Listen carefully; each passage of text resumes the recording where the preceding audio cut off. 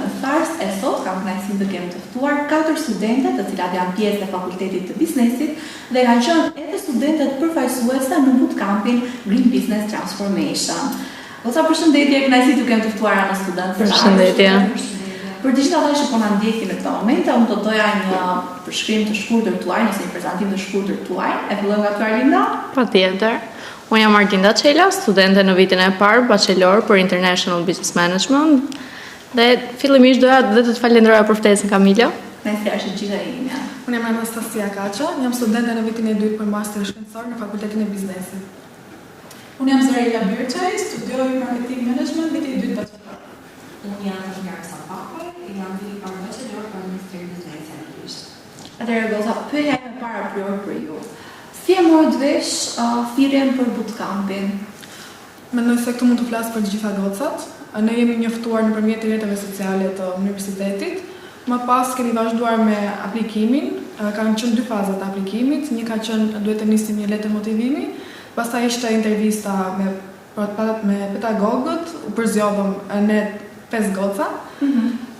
Dhe më pas kemi vazhduar këto takimet online.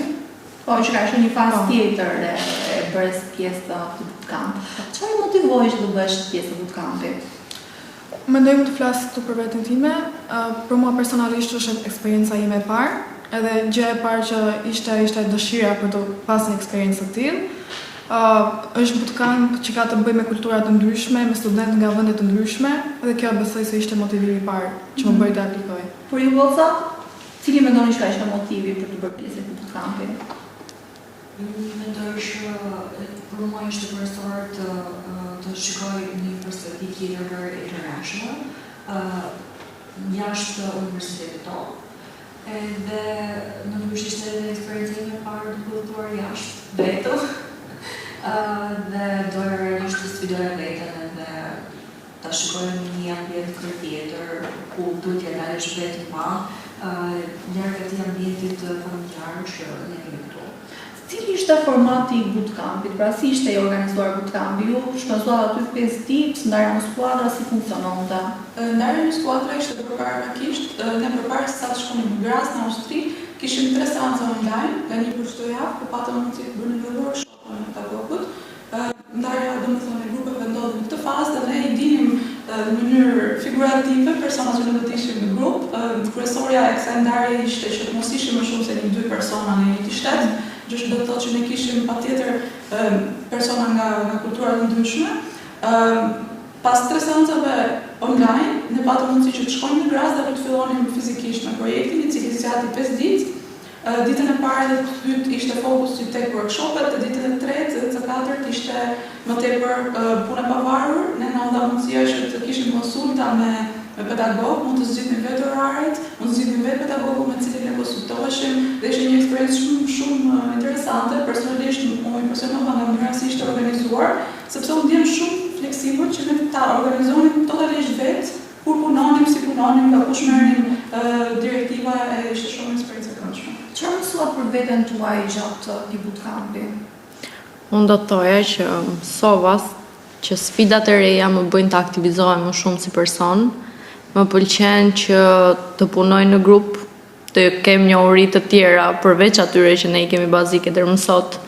Do doja të njihja sa më shumë njerëz, të mësoja sa më shumë dhe për fusha të tjera, sepse studentët e tjerë që ishin pjesë nuk ishin të gjithë vetëm nga biznesi, por edhe nga fakultetet të tjera.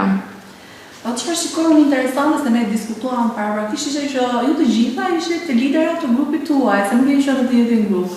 Edhe realisht kjo është diçka që duhet përmendur edhe përgëzuar që pse UAMD-a është universitet që prodhon liderat në të themi. Goca, çfarë qenë pjesë sfiduese e kësaj eksperience? Ne ishim të 10 studentë dhe të bësh bashkë të studentë nga kultura të ndryshme, ku vërtet fokusi ishte Western Balkan, por ne atje kishim studentë nga Peruja, Kanadaja, Finlanda, vinin nga kultura të ndryshme, me zhvillim ekonomik të ndryshëm, me mendime krejt të ndryshme me njëri tjetrin, të bësh bashkë gjithë këto studentë dhe të bësh një sistem funksional, natyrisht ka vështirësi të veta. Por mendoj që ne të gjithë bashkë dolëm të krijojmë një eksperiencë të bukur për njëri tjetrin dhe të përmbushim qëllimin e këtij bootcampit. Dhe nga kjo eksperiencë e bukur që ti Fatmira the, Zarela doli edhe fituese e grupit saj. Si është një fituese? Shumë këndshëm, ishte shumë këndshëm, patjetër varet edhe me tipa, unë nuk jam natyrë shumë kompetitive, po patjetër që fitoria gëzon çdo kënd, ishte shumë eksperiencë e lezetshme dhe patjetër që fitoria ishte qërëshime fitorit. Edhe duke e nisur nga kjo që ishte një eksperiencë shumë e lezetshme. Cili është mesazhi juaj për të gjithë studentët që po ndjekin në këto momente? Ose çfarë është, sepse ne thamë që për shembull Anastasia është në vitin e dytë master, që stan korrekte, nëse do ishte në vitin e parë. Kthehemi pas të kohë, çfarë këshilla do të jepje vetes, nëse do ishte në vitin e parë dhe të gjithë studentët që po ndjekin në këtë moment? Këshilla e parë që do jepja është ta provonit. Është eksperiencë nuk kam për ta harruar.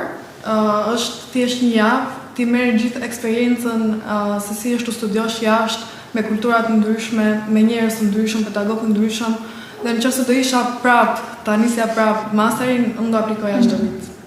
Po për ju Goca?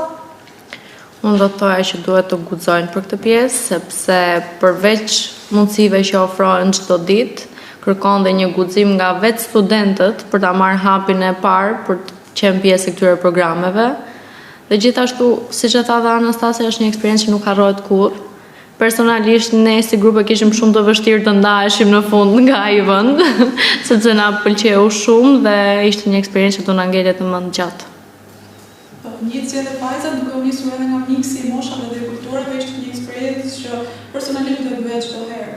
Dhe të sugjeroja këndoshë nëse do ishte mundësia ta provonte. Fatmira, për ty?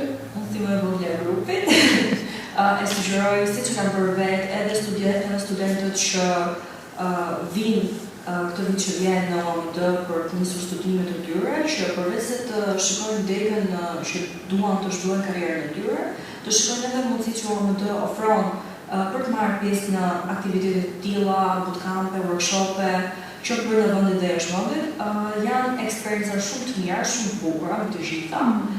Por gjithashtu janë një plus në studimet tuaja të ardhme për tregun e punës. Goca, unë ju falenderoj shumë që ishit pjesë e Student Stars, ishte kënaqësi e madhe për mua të kisha të ftuar, edhe së bashku shpresoj të shihemi edhe në episode të tjera, e pse jo të kemi të ftuar përsëri si pjesë e një eksperiencë tjetër si të bootcampit. Faleminderit. Ndërkohë, të gjithë së bashku do të shihemi në një episod tjetër e morëm dy mesazhe shumë të rëndësishme. UAMD ofron pafund mundësi për të gjithë ju. Kështu që thjesht do të keni guximin e duhur për të kërkuar më shumë nga vetja e për të bërë pjesë e këtyre eksperiencave. E në qoftë se nuk e pjesë të UAMD-s, sepse ky ishte mesazhi mjaftueshëm për të bërë pjesë. Nga unë Kamila Sedolli, shihemi në episodin e radhës.